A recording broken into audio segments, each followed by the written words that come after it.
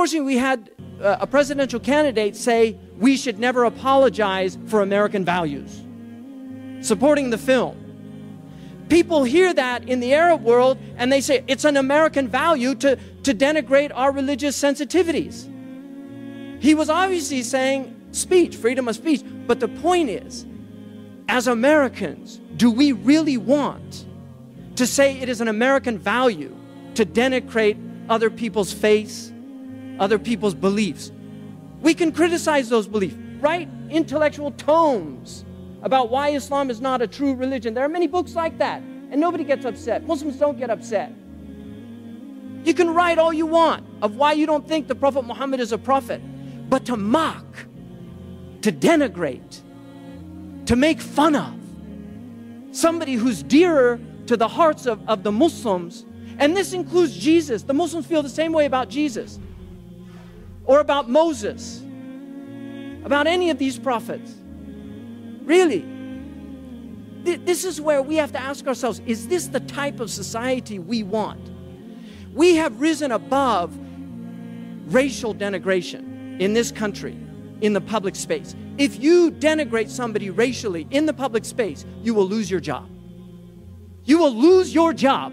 There are consequences to saying kike, to saying mick, to saying spick, to saying nigger. All of these things have consequences. Why? Because we recognize that people have sensitivities. If you go down to East Oakland right now, if you go down to East Oakland right now and you shout the N-word as a white man in East Oakland and somebody comes and stabs you, is anybody gonna be surprised? Seriously, is anybody gonna be shocked? No. But what the problem is, we don't recognize that for believers, when you die, you lose your racial identity. But when you die, you maintain your religious identity. This is how the Muslims understand it. Now, I'm not going to justify anything the Muslims did in their reactions. I'm not going to justify that. The Prophet Muhammad never, ever attacked any ambassador. In fact, when a false prophet sent his ambassadors, he actually honored them and sent them back. He never denigrated ambassadors.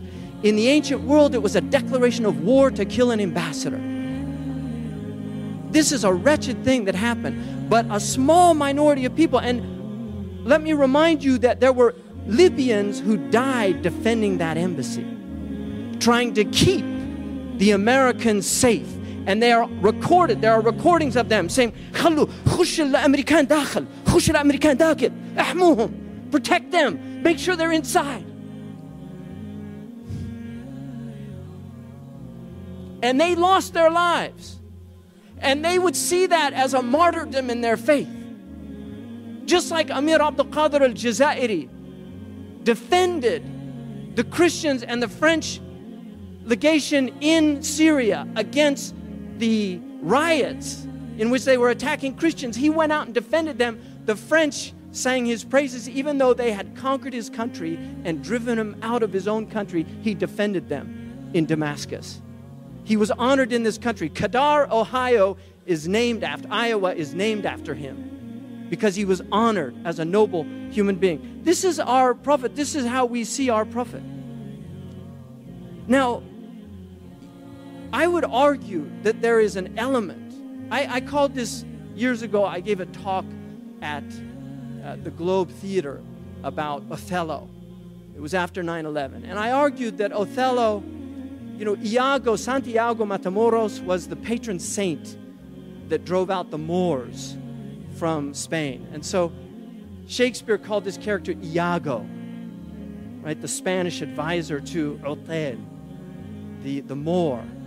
And there's an argument that Iago was actually represented a certain voice inside England that wanted to prevent an alliance with Queen Elizabeth and the Moroccans against the Spanish, because Mansur al-Dhahabi had argued for that alliance. We have Iagos working on both sides, whispering, trying to get us to kill each other, to strangle the Desdemona of hope. I mean, this is what's going on, and we have to be very careful about that.